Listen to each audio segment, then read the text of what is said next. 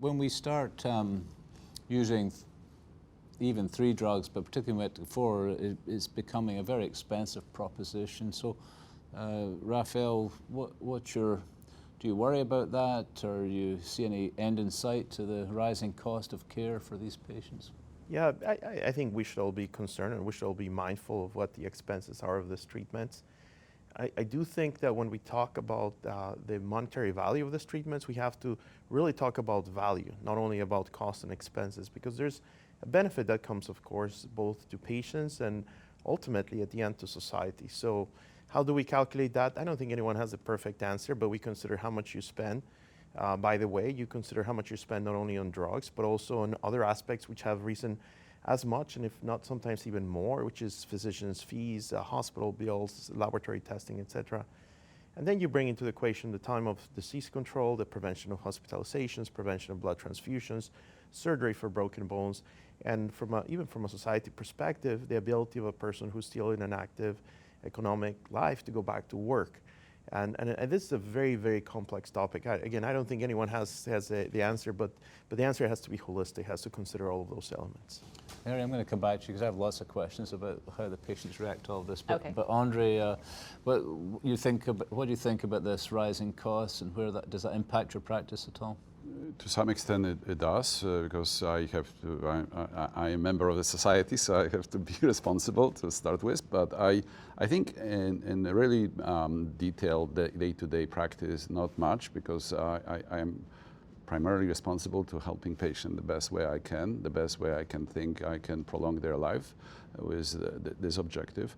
But I would jump on this part of the discussion and Raphael's comments with maybe something forward thinking, maybe too optimistic, but I think to some extent important to mention. As we are increasing number of drugs, all expensive, and we are achieving better and better responses with these drugs, which is absolutely something which we are amazed and happy to see.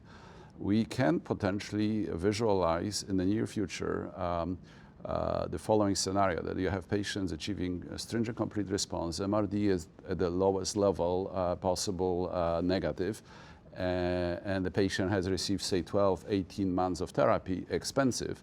But we need to figure out, and I think we are very close, in fact we are working on it, to figure out end game, when we can say, okay, this patient has probability of relapse less than 10% at 4 years, we can stop. And that may potentially address the issue of cost, because if we front load cost, but then patients not only live longer, but then they are not even on treatment, not generating more toxicities, that's the win, and that's the win which we need to work on. Good point, excellent. So Mary, what are you hearing from patients with respect to the cost of drugs in the newly diagnosed settings? Is it something they're paying attention to, or they just want to get the best care possible and don't worry about it? Well, I think that what we hear, and we actually hear from patients not only from the US, but patients all over the world, and it never ceases to amaze me the fantastic therapies that are available here in the US that just aren't available in many countries in the rest of the world, and these patients are suffering. But I mean, that availability comes at a price. So it's in a way, it's great that these therapies are available, but they are very expensive. And of course, some patients do have difficulties paying for them. So we spend a lot of time on the phone in our patient navigation center, fielding these calls from patients and providing resources to them where we think that we can help. I mean, certainly many of the companies who manufacture these therapies have they will enable the patient to purchase it at assistance programs to be able to get the drugs at a lower cost. And there are also patient advocacy foundations like not the MMRF, but other organizations that will help patients with their copays. So we can connect patients with these other organizations. I think all of us see this as we travel around the world lecturing on myeloma, that there's just great disparity between the United States and many countries, some surprising ones. I mean, certainly in the United Kingdom, it seems right now to be very restrictive from my perspective. What resources are available to patients to go? And you mentioned some of them. Right. Where do you direct them to get most information? So first, we would probably send them to the manufacturers to see if they might be eligible for some of these patient assistance programs from the manufacturers. Again, there's other patient advocacy organizations that help with copays. And then we do a lot of research into insurance, Medicare, Medicaid, the particular insurance that the patient may be on, to make sure that they're taking advantage of whatever assistance is in their insurance program as well. Because some patients don't really know the breadth of coverage for their insurance, and we connect them with resources that can help them really decide and define where their responsibility is and how much assistance they can get. Are there one or two key web pages if a patient's watching or one of our payer community is watching they could go to get more information? So I know that Leukemia Lymphoma Society is one of the organizations that will help with copay.